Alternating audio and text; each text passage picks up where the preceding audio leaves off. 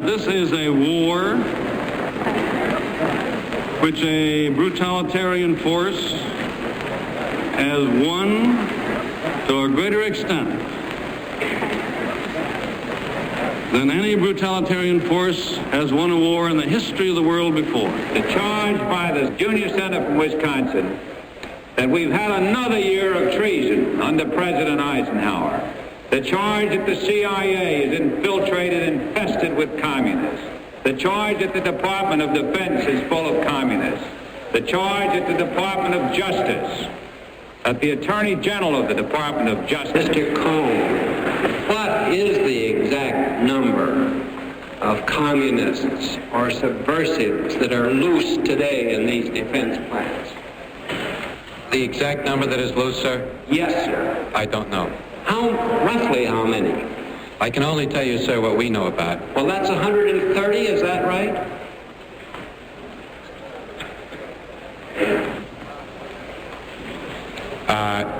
Anyone who has followed the communist conspiracy, even remotely, and who can add 2 and 2, will tell you that there is no remote possibility of this war which we're in today, and it's a war which we've been losing, no remote possibility of this ending except by victory or by death for this civilization. I repeat, they can see how low an alleged man can sink. He's been asked here to come before the committee and give the information which he has in regard to this investigation.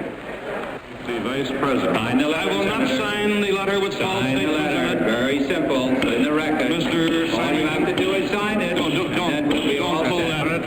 Don't pull that phony thing on Sign me. the letter. There it is, Senator. It's got my signature on it. You have a document with false statements in it. I will not sign and agree that's true. You're not fooling anyone. You're not fooling anyone, Mr. Symington. You're not fooling anyone. You're not fooling anyone at all. Senator, I'm sure of that. Senator, let me tell you something. The chair believes that The American people have had a look at you for 6 weeks. You're not fooling anyone either.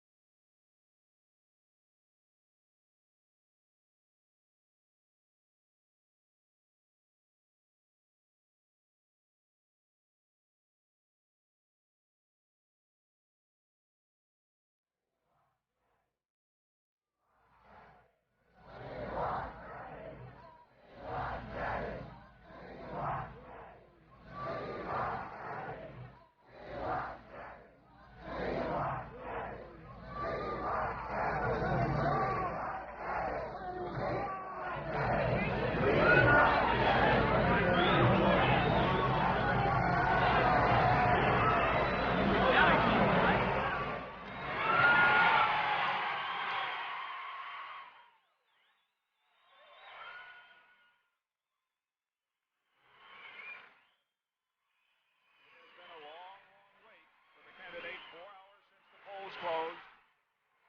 But now the winner, the Democratic California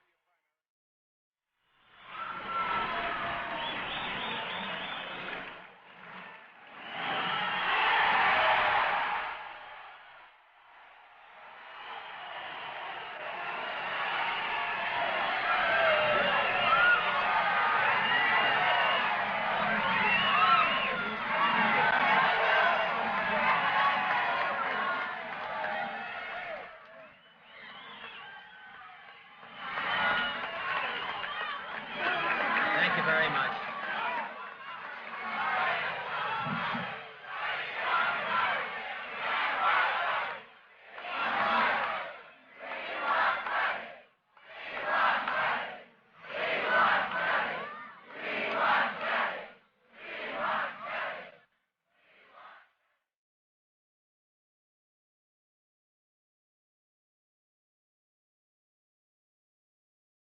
Question then is Hoffa an improvement over Dave Beck? Oh, there's no comparison between Mr. Hoffa and Mr. Beck. Mr. Beck was just a thief. I mean, this is not... We may be in court together, you and I. I hope the hell you know what you're doing, because... You've got people in Detroit, at least 15 who have police records. You've got Joey Glimko in Chicago. I say you're not tough enough to get rid of these people then. Well, I don't propose to You haven't moved tough. against any of them. I don't propose to act tough, and I will follow the Constitution of the International Union. I don't frighten too easy. Well, you're not and I don't intend to have the impression left that's been stated publicly that I'm controlled by gangsters. I am not controlled by them. While leaving the hearings, after these people had testified regarding this matter, did you say, that SOB, I'll break his back? Who? You. Say to who? To anyone.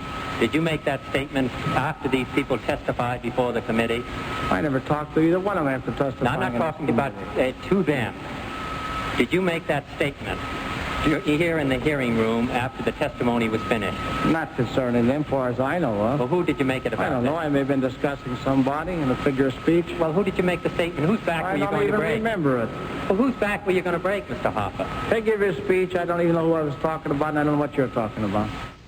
I'm not satisfied when I see men like Jimmy Hoffa in charge of the largest union in the United States, still free. There are those who will tell you that Hoffa is a racket man, that Hoffa is part of the underworld.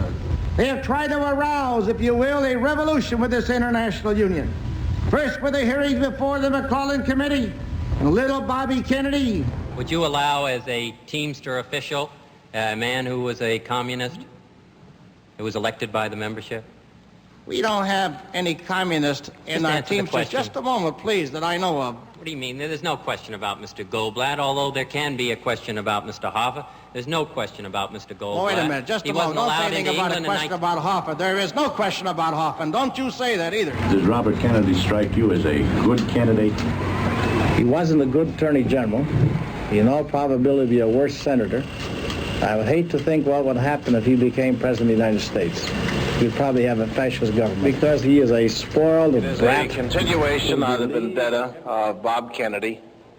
I have been sentenced. I will appeal.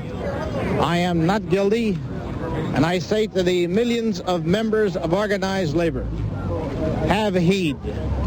Because those who fight for you and fight to win will find that out of this conviction, the zeal of Attorney General Robert Kennedy. An absolute spoiled brat, a man who never had to work, a man who had no principle.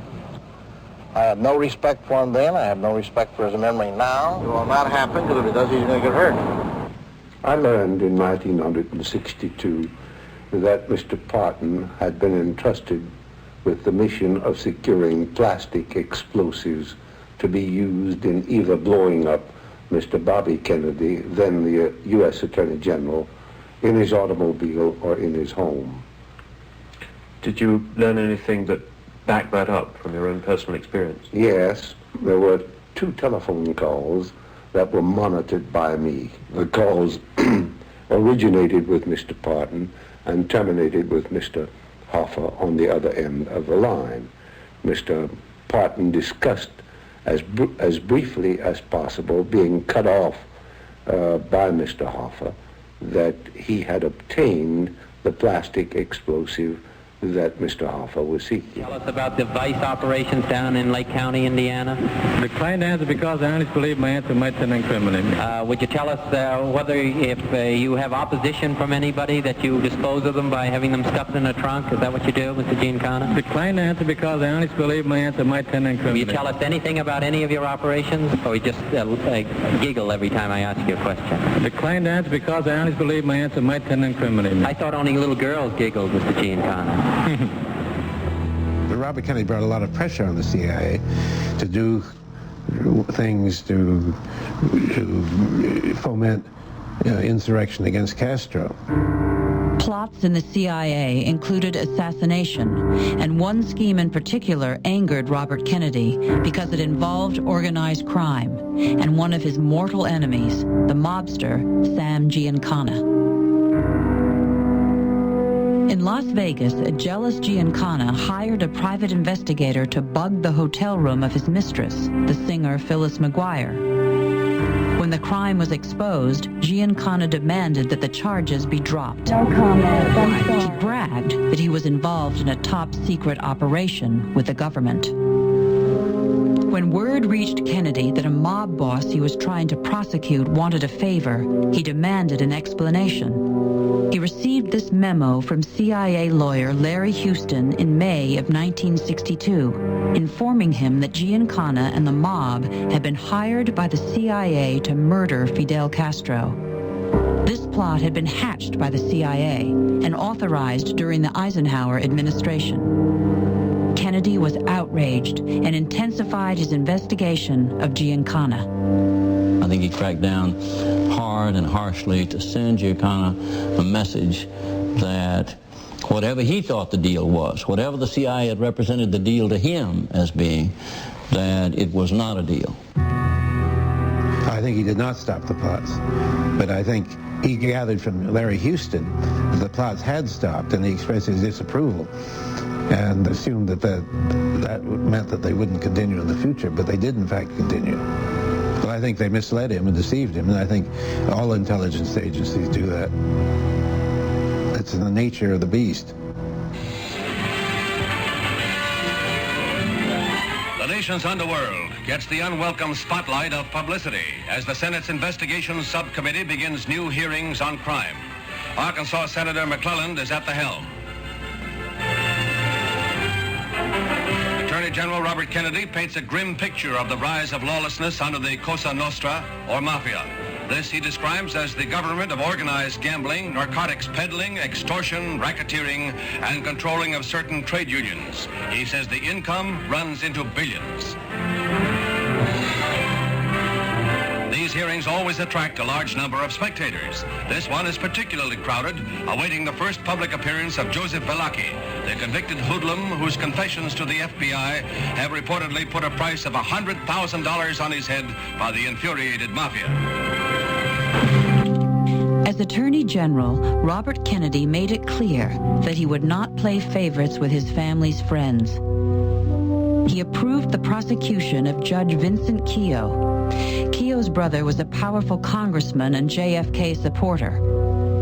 He did this even though President Kennedy took the congressman as his guest to the 1962 Army-Navy game as a message to his brother to reconsider the indictment. I'll tell you why it was important. It was very, very widely known that there was a grand jury investigation and what was going on up in New York. The entire Department of Justice personnel, everybody in the department was looking at that case because this was going to be a test as to whether Bob Kennedy was incorruptible or not. It was that important. The judge was eventually convicted of bribery, along with the mobster Tony Dux Corallo. And from then on, everybody in the department knew that Bob Kennedy was not there to fix cases. He was there to proceed with the enforcement of the criminal law, regardless of who the subject matter was about. His incorruptibility was repeatedly tested. Kennedy rejected an FBI report exonerating Igor Cassini of being an illegal lobbyist for a foreign dictator. Cassini was a friend of Robert's father and of Jacqueline Kennedy's. But when writer Peter Moss exposed Cassini in a magazine article, Kennedy indicted and convicted Cassini. A couple of months later, I was having dinner with Bobby in New York, and the subject came up. And he said to me, you know, this Cassini case was the last thing I was looking to prosecute. But he said, what's right is right.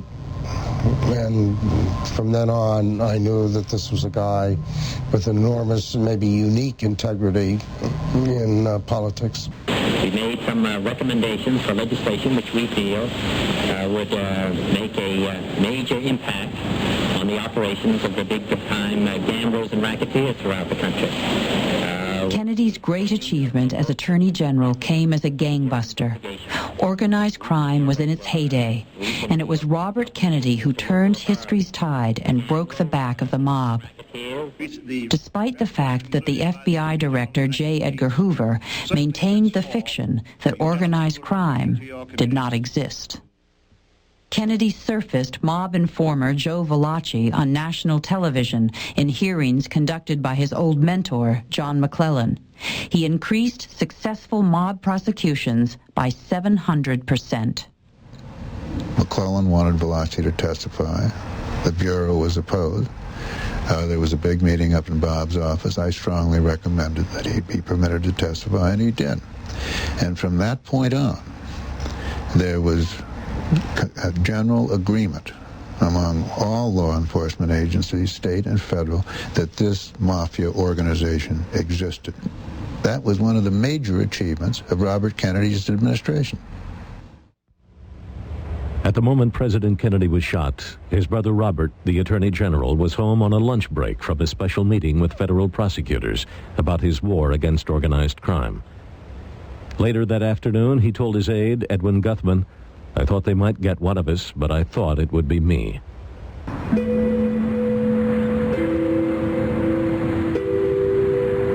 He had committed himself to going to a Christmas party for orphans that Mary McGrory, the Washington newswoman, put on every year, and he decided to fulfill that obligation. It was not far from the Justice Department, maybe 8 or 9 blocks. I remember people on the street looking at him. They hadn't seen him. He just had disappeared, just kind of watching him, and he went by them without even seeing them. We got to where the party was going to be. It was on the 2nd floor, and we went upstairs, and he walked in, and I can't tell you how melancholy he was, you know. And he walked in. The adults looked at him. There were a lot of kids, orphans.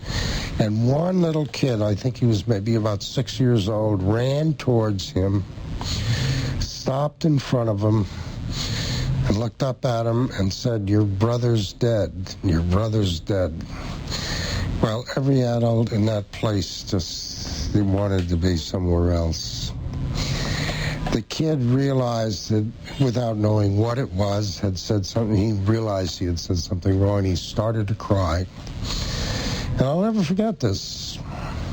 Bobby just reached down and grabbed him, pulled him up and held him very close to him, and said, "That's all right. I have another one."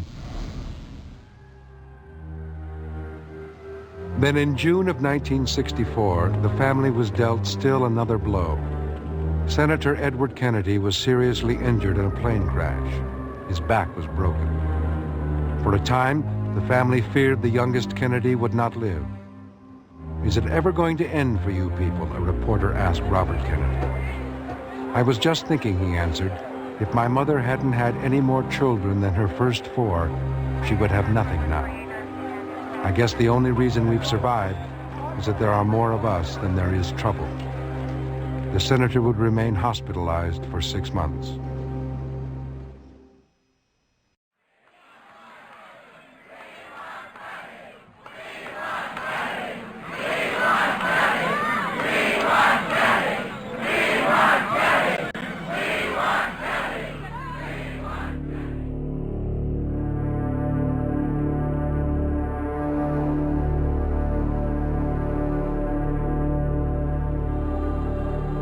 After the events of November 22nd of 1963, I really had to determine what direction I wanted to go in my own life. And I wanted to serve President Johnson and the administration for a period of time, but obviously my whole relationship with the administration, my relationship with the government had changed drastically because of those events.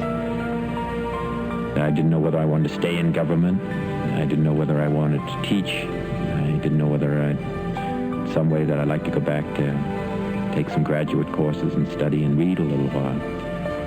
So I struggled with that for 5 or 6 months. And I knew that I was going to leave. It was just a question of when and where I was going to go. I finally decided that I'd like to stay in government and decided to run for the United States Senate.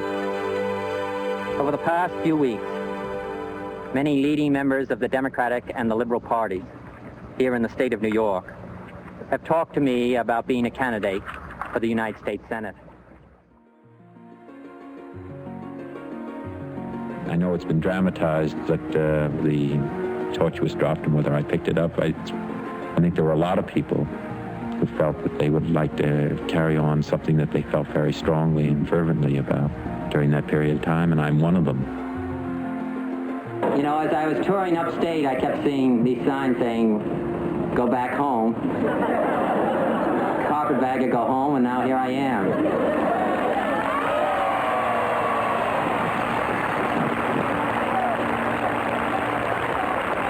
You know, I even had problems when I was upstate. And people couldn't understand my accent. And I explained it was Glen Cove and Long Island. They don't know what you're saying. You say the cop went down the path, and they don't know what that means. Mr. Kennedy, I'd like to ask you a question which seems to me very close to the heart of the matter, and if it sounds blunt, so be it. Aren't you really using New York State as a kind of jumping off place for your own presidential ambitions?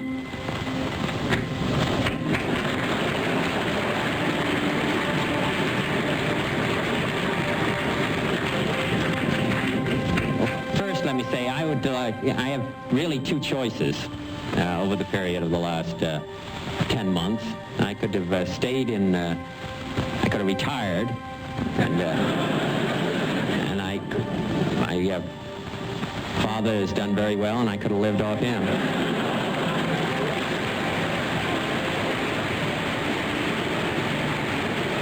Frankly, I don't need the title, because I could be called general, I understand, for the rest of my life. I've been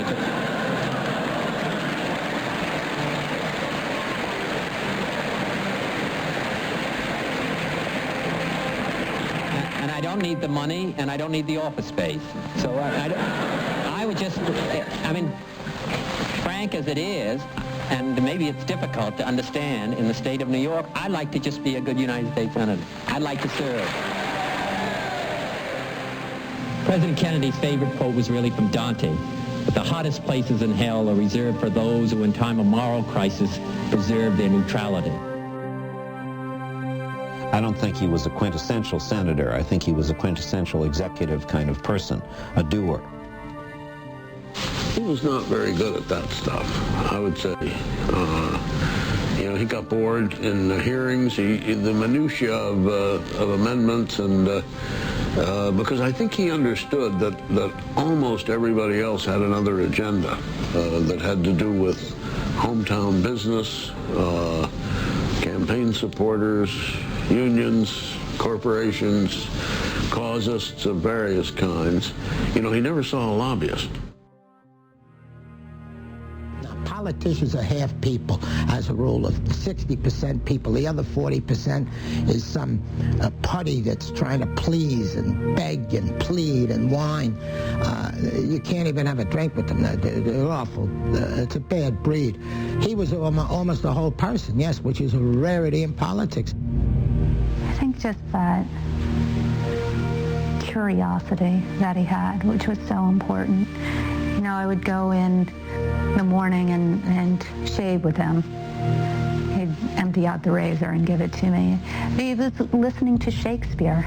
Now here's a guy who's running for president, and he's listening to, who wants to learn constantly. And Robert Kennedy had a poetic dimension to him. he frequently read poetry.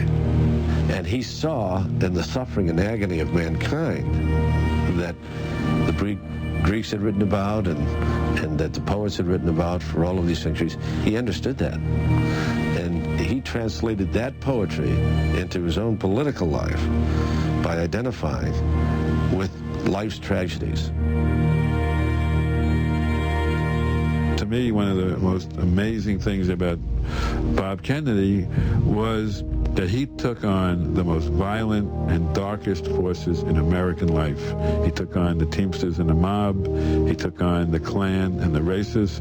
He took on the military establishment over Vietnam. He went after the most entrenched, potentially violent institutions in American life, and he was never afraid. If I have reason to believe that there's going to be a riot started and somebody tells me that there's going to be trouble if you don't stop them, then it's my duty to stop them. Well, then you go out and arrest them? Well, absolutely. And charge them? Charge them. What do you charge them with? Violating unlawful assemblage. Well, I think that's the most interesting. Who told you that they're going to riot? The men right out in the field that they were talking to said, if you don't get them out of here, we're going to cut their hearts out. So rather than let them get cut, you remove the cause. You don't find no police brutality here. You've had nobody say that we beat anyone or anything like that. This is not Selma, Alabama. This Senator, could I finish my question right here? Look out upon this audience, I see both black and white faces. The basic question of whether we as black and white citizens in the United States are going to be able to live together, or whether we're going to divide ourselves into two armed camps.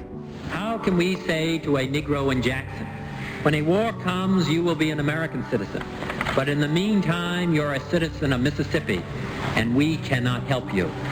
How, by any moral standard, can we tell our Negro citizens, our forefathers brought your forefathers over here against their will, and we are going to make you pay for it? Yet isn't that just what this argument boils down to? The United States is dominated by white people, politically and economically. The question is whether we, in this position of dominance, are going to have not the charity, but the wisdom to stop penalizing our fellow citizens whose only fault or sin is that they were born. In June of 1966, with Nelson Mandela in the third year of his prison sentence, Kennedy made a remarkable speech in South Africa which would inspire the anti-apartheid movement for the next 25 years. Those who have made our own lives possible, those who have given us our traditions, haven't looked back to find out if whether where our color was, or what our religion was, or what our race was. They didn't look that way to us. Should we look to the future and say, we're not going to help you because you're a Negro? We're not going to help you because you're black? We're not going to help you because you're colored, or we're not going to help you because you're Catholic or because you're a Jew? I say that's not in the Western tradition. The Western tradition believes in change. It believes facing up to the problems that face mankind and doing something about them. And that's what I think the youth of South Africa want to do, as well as the youth of the United States. And if any man claims the Negro should be content or satisfied, let him say he would willingly change the color of his skin and go to live in the Negro section of any of our major cities. I'm going to remain on as a United States Senator representing the state of New York, and I'm going to support the Democratic ticket in 1968 of President Johnson Hubert Humphrey.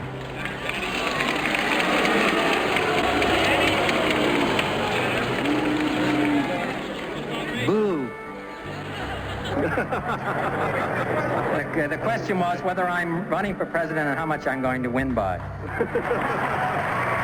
As far as making a decision that I will run, or knowing that at some future time in the history of the United States I'm going to run for president, I don't.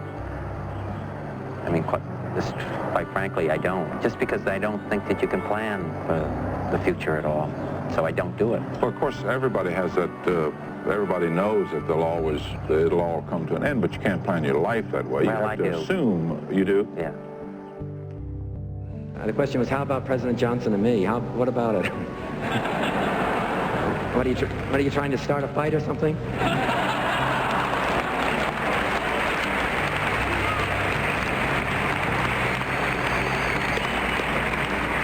Look, I said that in the past that I thought it was possible to have a coalition government in Saigon, but that doesn't mean it's possible here in the United States. In the hall, and I overheard Bobby say to his father and mother, "I'm going to run for the presidency." And there was not like this when he was running for the Senate. There was complete silence. And I looked at Mr. Kennedy, and he just dropped his head down in his chest. Bobby says, "It's going to be all right." He said, "It's going to be all right." I am announcing today my candidacy for the presidency of the United States. I do not run for the presidency merely to oppose any man, but to propose new policies. I run because I am convinced that this country is on a perilous course, and because I have such strong feelings about what must be done, and I feel that I'm obliged to do all that I can. I run to seek new policies. Policies to end the bloodshed in Vietnam and in our cities. Policies to close the gaps that now exist between black and white, between rich and poor, between young and old, in this country and around the rest of the world. A political campaign is a dehumanizing ritual. Its only purpose is power, and tends to bring out the worst in people. Sleep and privacy are elusive, and each day brings some new temptation to compromise a little. Take, for example, the offer from a Teamster official of a large cash contribution in return for going easy on Kennedy's old nemesis, Jimmy Hoffa. During one of the times, one of the days that I was out there fairly earlier in the campaign, there was this member of the Teamsters that came down and who had been a great strong supporter of Jimmy Hoffa. Jimmy Hoffa had been in jail now.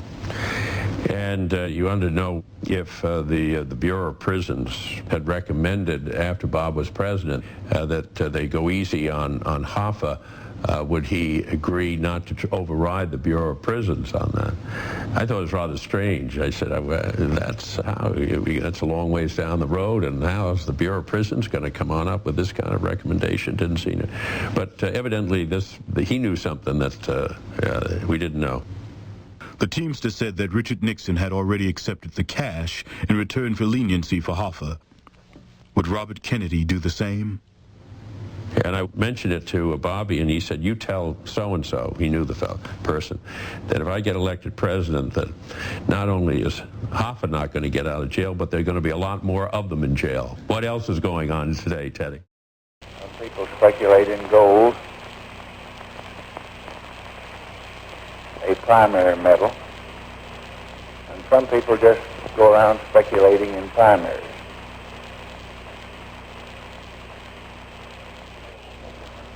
The press asked for my reaction to the recent activities of the senator from New York. And I don't want to tell you all of my reaction this morning.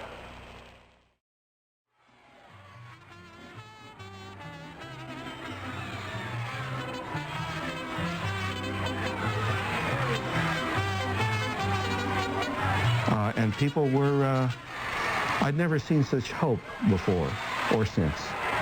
In people's faces. There was an amazing spirit of hopefulness. I saw how he was drawing crowds. I saw that he was a figure of adulation. Somehow he stirred in people things that hadn't been stirred even with his brother. And Gene McCarthy could never do that. I don't know what I was thinking about that time, whether that was sort of a normal reaction to a politician, because you don't see that today. You know, I've been doing political campaigns now basically all my life, and I just don't see it. Maybe that happened before my father. It's almost impossible to think of it happening with a politician today. When Senator Kennedy began campaigning in California in March, reporters were astonished by the reaction of crowds here. Those of us who had covered his late brother never encountered similar responses to John F. Kennedy until the last week of the 1960 campaign. As you might have read, I've been involved in some of my own activities over the period of the last week, and I want to be able to report to my fellow Democrats that there's a very warm feeling sweeping the United States on behalf of my candidacy.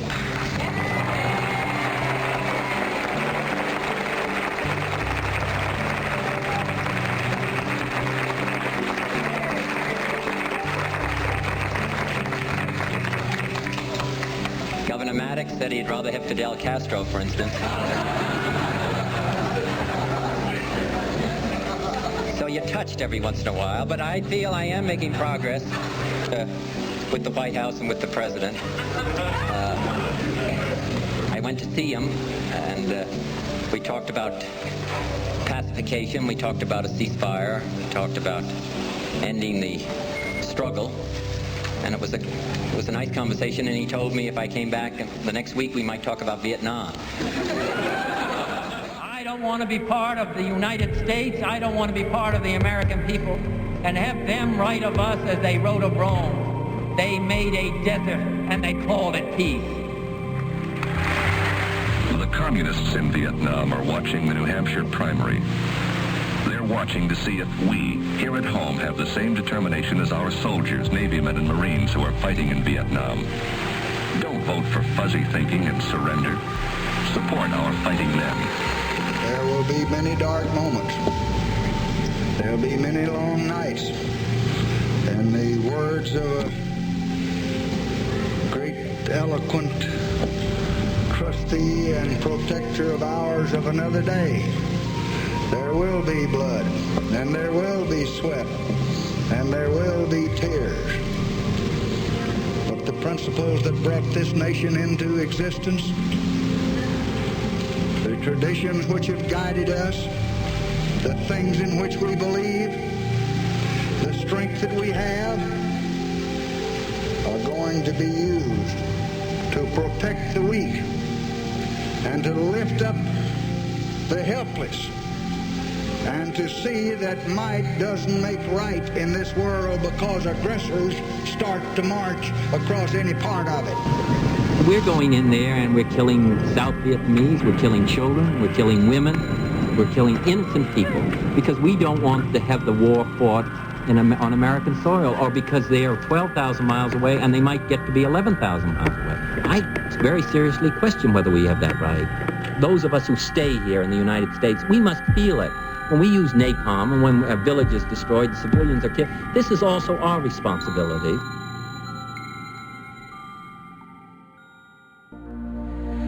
I stand with those who want a new effort to end the war in Vietnam and begin the long journey toward peace.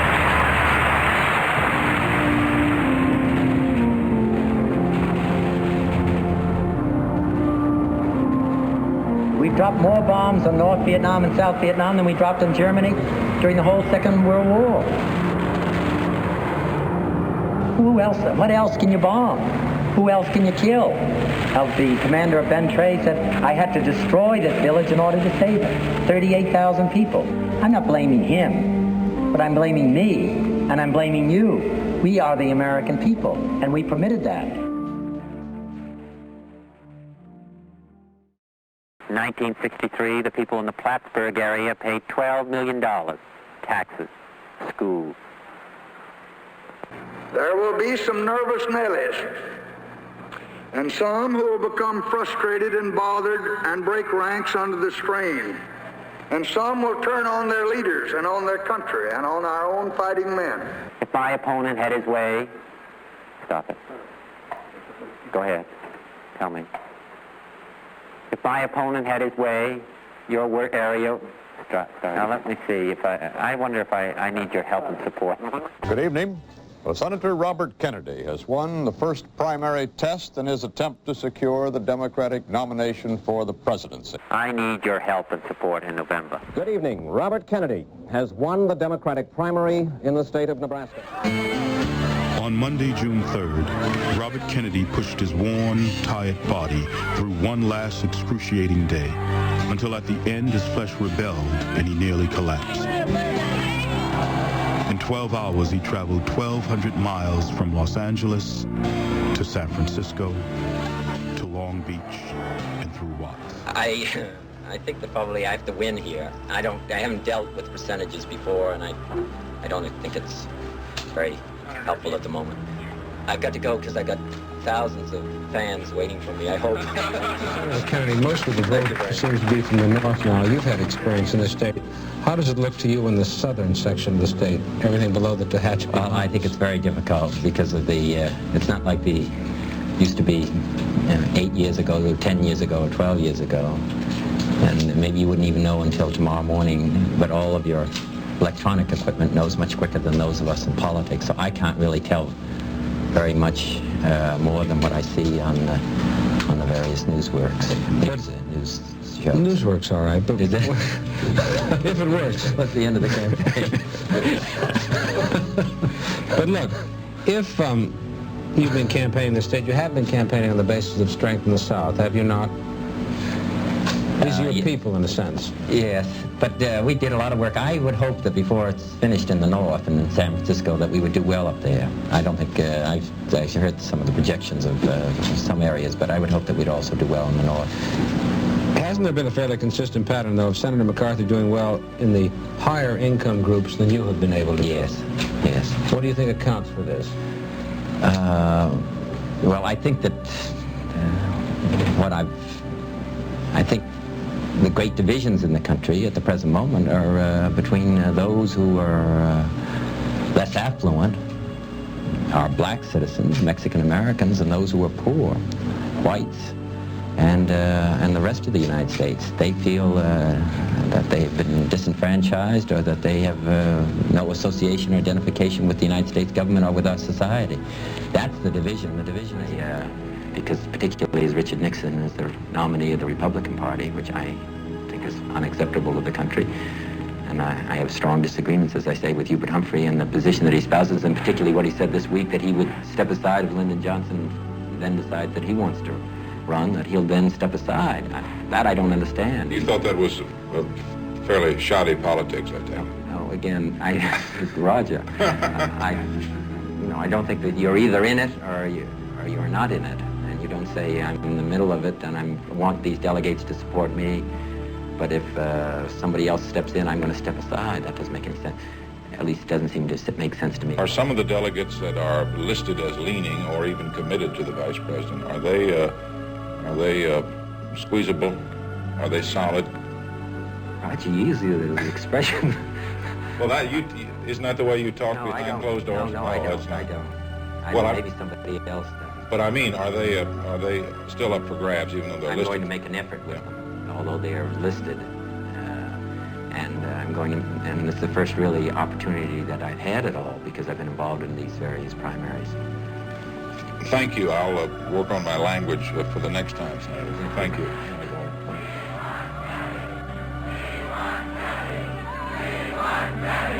Thank you very much. Thank you very much. Thank you very much. Thank you very much.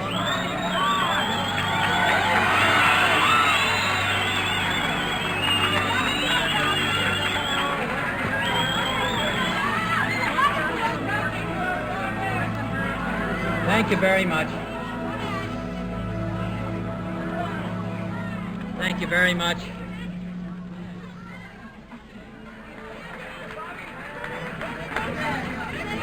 I want to express my gratitude to my dog Freckles, who's been maligned. I don't care what they... As Franklin Roosevelt said, I don't care what they say about me, but when they start to attack my dog. And I'm not doing this in the order of importance, but I also want to thank my wife, Ethel.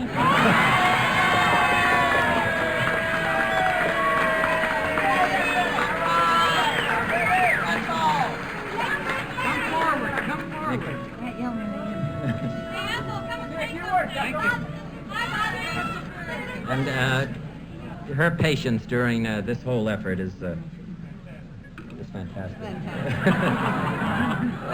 Thank you very much. Freckles has gone home to bed. He thought very early that we were going to win, so he retired. I want to also thank all my friends in the black community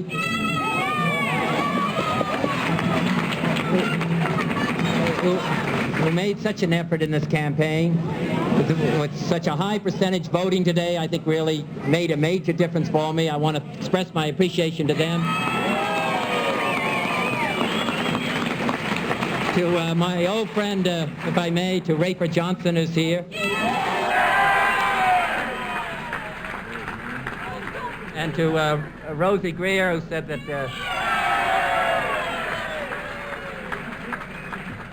that he'd take care of anybody who didn't vote for me. In a kind way, because that's what we are in our country. Smile. Yes.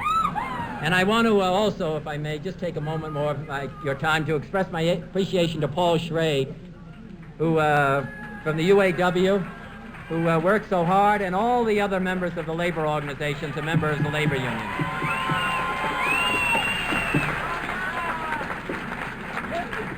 What I think is quite clear is that we can work together in the last analysis, and that what has been going on within the United States over the period of the last 3 years, the divisions, the violence, the disenchantment with our society, the divisions, whether it's between blacks and whites, between the poor and the more affluent, or between age groups, or on the war in Vietnam, that we can start to work together. We are a great country, and a selfish country, and a compassionate country. And I intend to make that my basis for running and over the period of the next few months.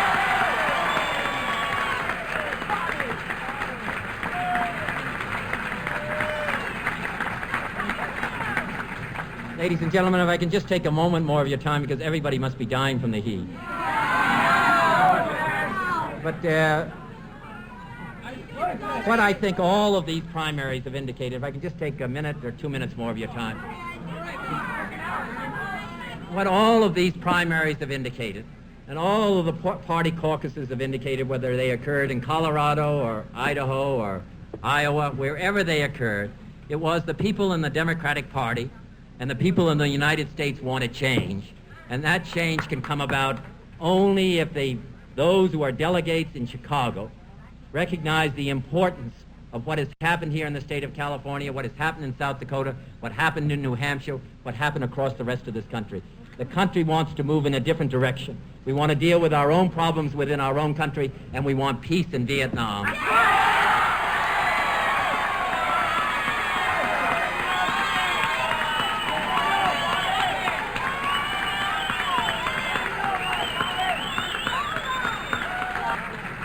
So I thank all of you who made this possible this evening, all of the effort that you made, and all of the people whose names I haven't mentioned, but who did all of the work at the precinct level, who got out the vote, who did all of the effort, brought forth all of the effort that's required. I was a campaign manager 8 years ago.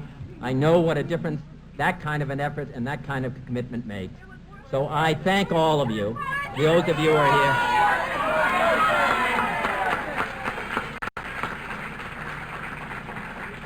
Mayor Yorty has just sent me a message that we've been here too long already. So my thanks to all of you, and now it's on to Chicago, and let's win there. Thank you very much.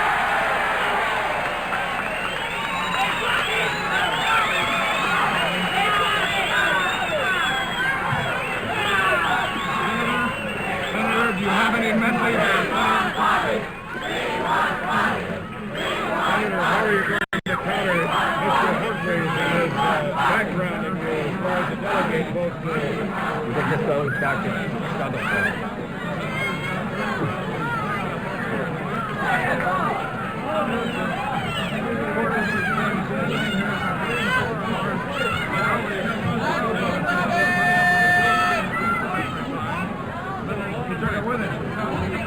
You did turn it on.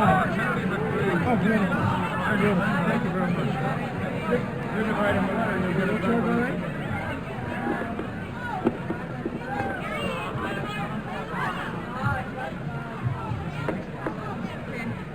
You can do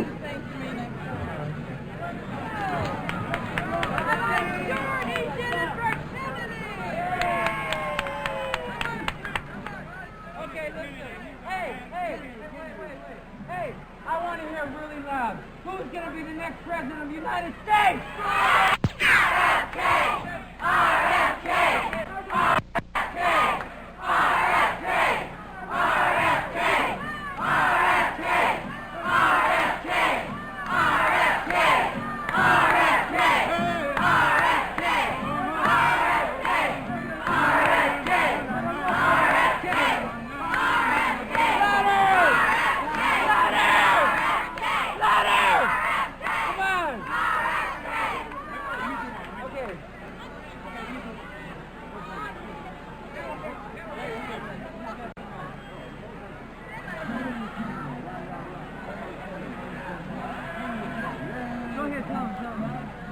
Hey, here's a man, listen to him.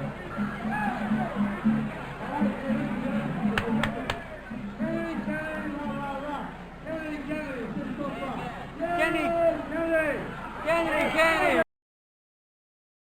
He still has the gun. The gun is pointed at me right at this moment. I hope they can get the gun out of his hand. Be very careful. Get the gun. Get the gun. Get the gun. Stay away from the gun. Get the gun. Stay away from the gun. His hand is frozen. Get his thumb. Get his thumb. Get his thumb. Take a hold of his thumb and break it if you have to. Get his thumb. Hold him. Hold him. Hold him. Hold him, Ripper. We don't want another Oswald.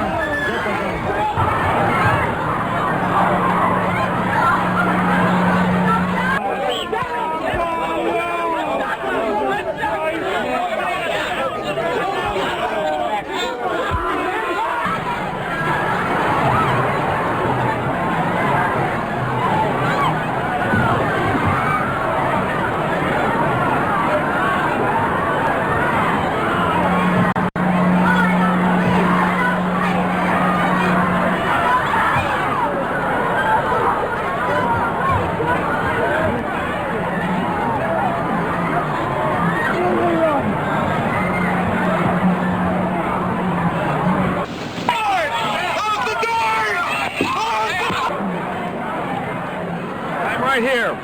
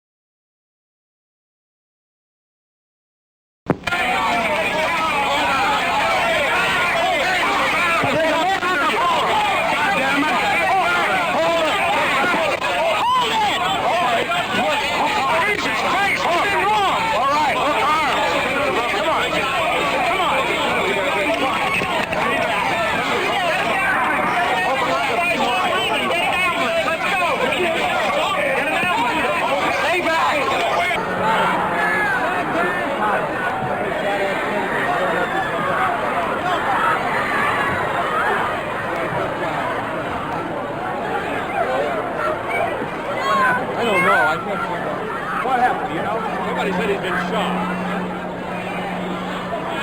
I'm not. Keep me plugged in. Doctor, stay back. Get away.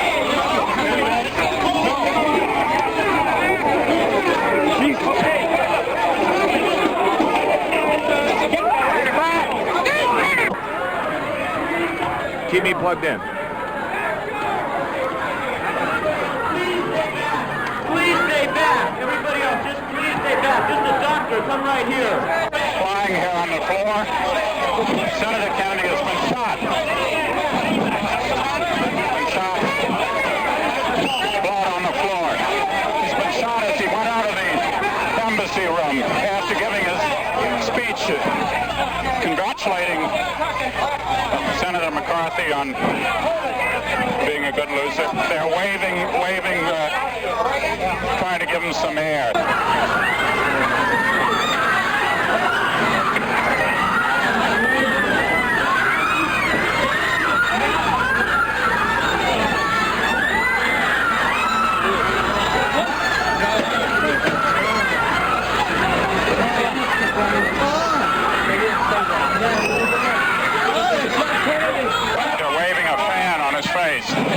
Come on.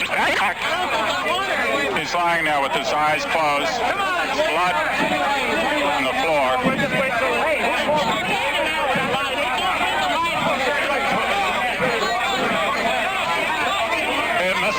Mrs. Ethel Kennedy is coming in now. Here comes the doctor.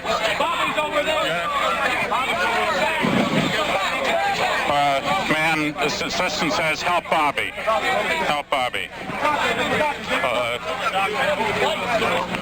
Who did the shooting? Does anybody know? I don't know. We're right here and we all hit the floor. Please, everybody out. This is Dick Tuck.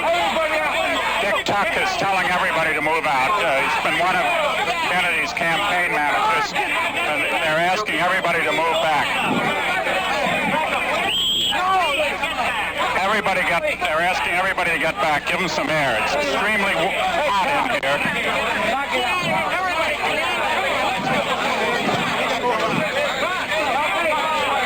The senator is lying with his eyes closed, absolutely unmoving, blood underneath his head.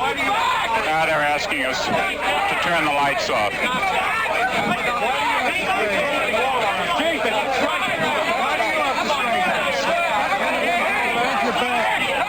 No one knows who did the shooting as yet. It happened after he left the ballroom. He was going through this narrow corridor in the back, and somebody shot him in this corridor behind the kitchens, going to the kitchens here.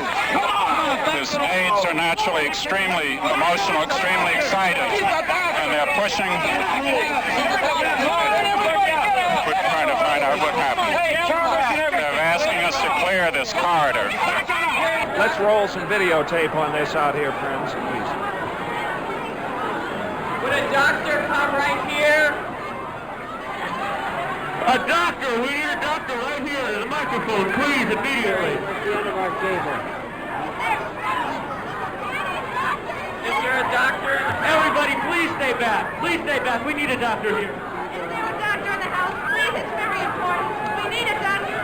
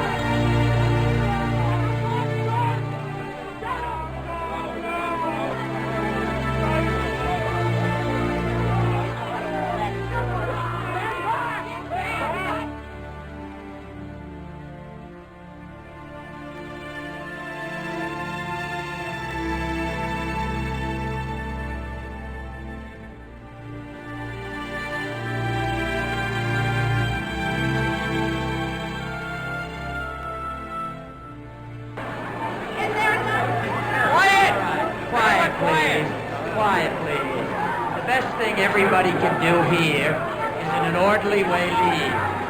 Would you please do that? Just in an orderly way, clear the room. Can we do that, please?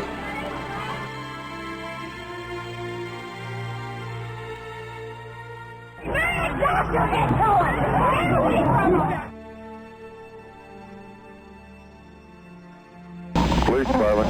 Yes, this is the Ambassador Hotel. Do you hear me? Yeah, I hear you. They have an emergency. They want the police to the kitchen right away. What kind of an emergency? I don't know, honey. They hung up. I don't know what Well, happened. find out. We don't send out I without... beg your pardon? We have to know what we're sending on. Well, honey, they want ambulance too, so I don't know. I'll ring back. Hold on. All right. That's all he said and hung up. It's some kind of an emergency. I don't know what happened. You know, we have a Kennedy and everybody here tonight. You have what? Mr. Kennedy here. Big I don't know deal. what happened, but it's something. All right. You want me to find out where it is? Yes, please. Hold on.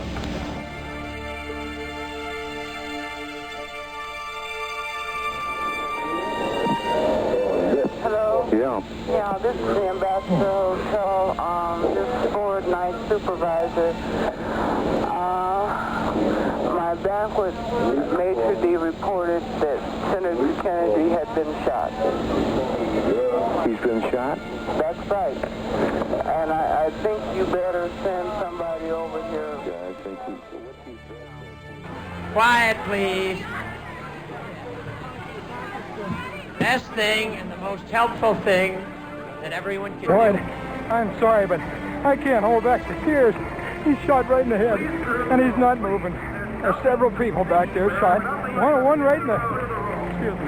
I just can't control it. He's not moving, his eyes are not open, and he's shot right in the head. And he's laying on his back. There's two other people wounded, just bystanders. And I can't understand it. I was right there, and it just... The doctors, it's just mass confusion. It's terrified. And there you have it, a reporter that was standing right next to the incident. An eyewitness report. Ray, this is... Here at the embassy room. Ray, this is Bob Arthur. Ray, the complete happiness is now turned into tragedy. The men on the stage are requesting more doctors.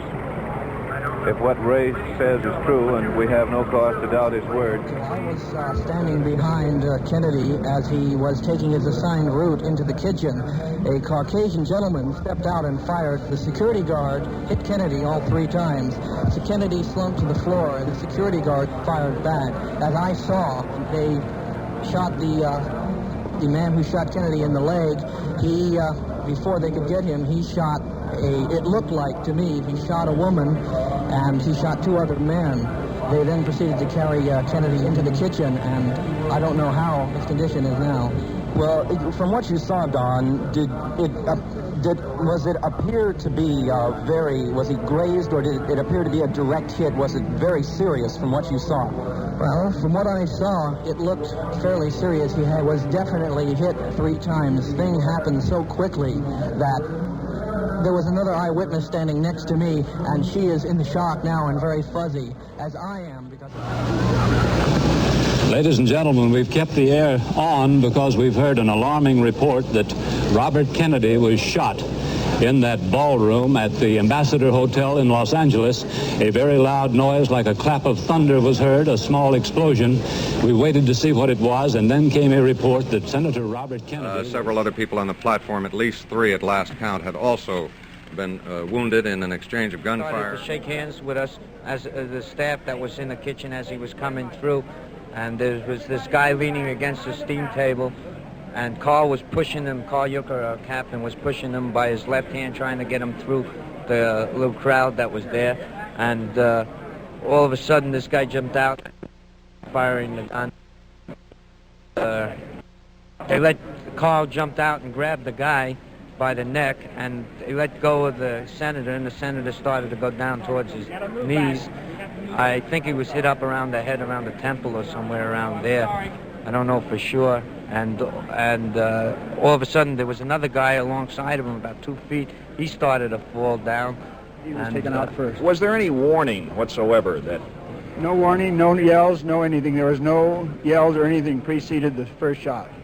Did the gunman say anything? Did you hear any shouts afterwards? I didn't hear any shouts afterwards. The man was described simply as being approximately 25 years old, 5'5", weighing 135 pounds, apparently Mexican-American, dark-skinned, and shouted as after the shots had been fired very simply, "I did it for my country, I love my country," and beyond that, no other identification of the assailant.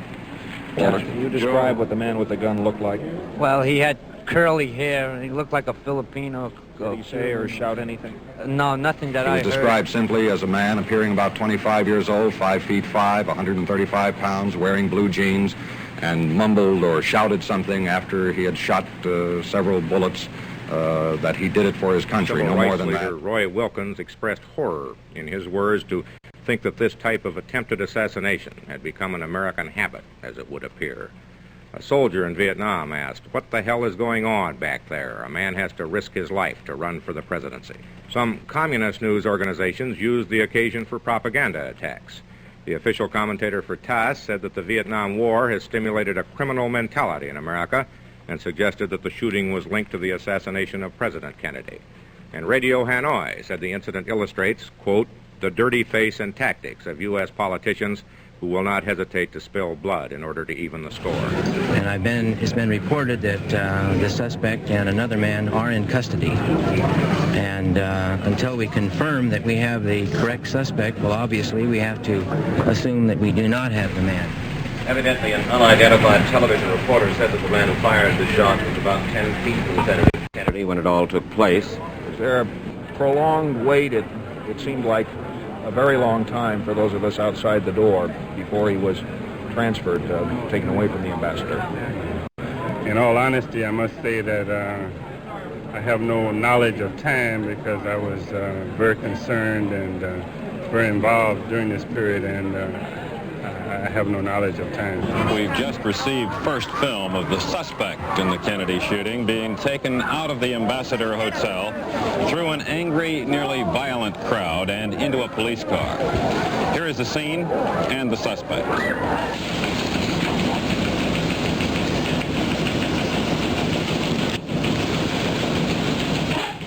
There is not yet an official identification of the suspect, but you see him there.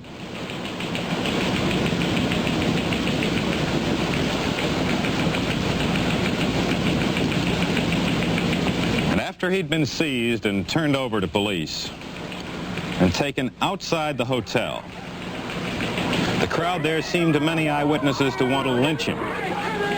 But the police did get him into the car.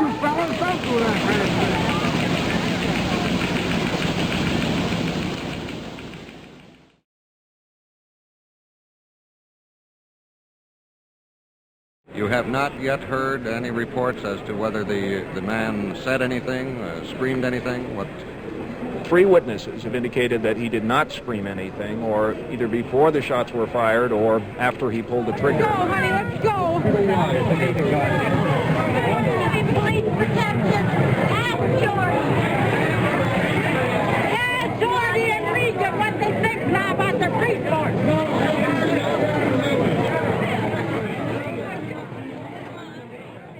Absolute turmoil and shrieking, and all the memories of 1963 swept through that assembly hall. Finally, the senator was removed and taken here to central receiving. Move back, please.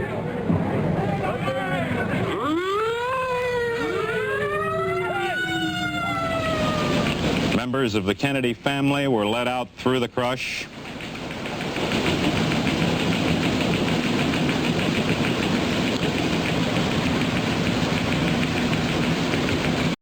This is CBS. For more on the assailant and the shooting incident itself, CBS News correspondent Walter Cronkite. Joe, Police Chief Thomas Redden of Los Angeles has issued a short statement regarding the suspect, the alleged gunman. He says this about him: "We don't know who the suspect is. He has made no statement. He would not speak, except once he said yes. We describe him as a male Caucasian, around 25, 5'5", and about 120 pounds, swarthy complexion. His hair is described as wiry or bushy." He apparently fired all of the 8 shots in the magazine of a .22 caliber revolver. Those shots taking effect in Senator Kennedy and 4 other persons, as far as we have been able to determine, with some still rather confused reports and incomplete identification on all of the others wounded. One witness said that those shots came so close together that he could scarcely believe they were fired from one gun. A reporter heard the shots from an adjoining room, said they sounded almost like they came from a machine gun. So short was the burst of fire.